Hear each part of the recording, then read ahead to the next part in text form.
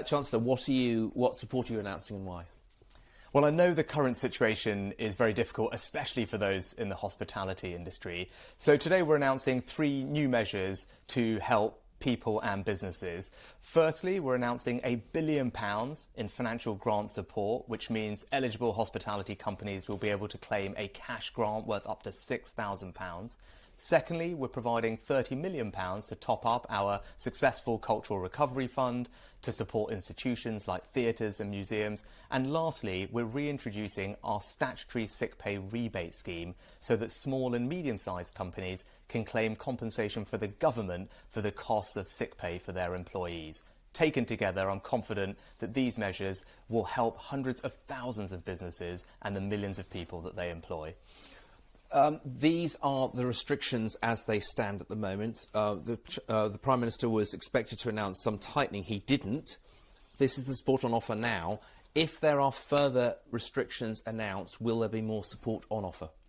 Will people be able to look at our track record over the last year or two in supporting people and businesses, especially in the hospitality industry, throughout this crisis? Now, of course, I will always respond proportionately and appropriately to the situation that we face. People can have confidence in that. But where we are now, we've responded, I think, generously today. The grants that we've outlined, up to £6,000, are comparable to the grants that we provided for hospitality businesses when they were completely closed earlier this year. So there's a benchmark for you. Also, it's important to remember we have support already in place that lasts all the way to next spring. So, for example, a reduced rate of VAT for the hospitality and tourism sectors. And this year, they are benefiting from a 75% discount on their business rates bill. Those types of things last all the way to next March to support the industry. For people watching this and thinking, what can I do to plan my holiday period, can you rule out any further tightening of restrictions this side of the new year?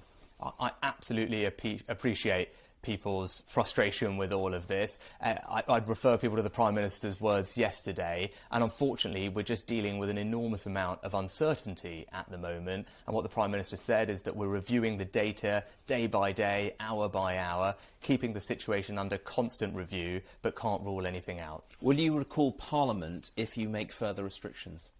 Well, you heard the Prime Minister made that commitment in Parliament recently. OK, and a final one. December is such a crucial month for some of the industries that you're trying to support. You spent £300 billion supporting business so far.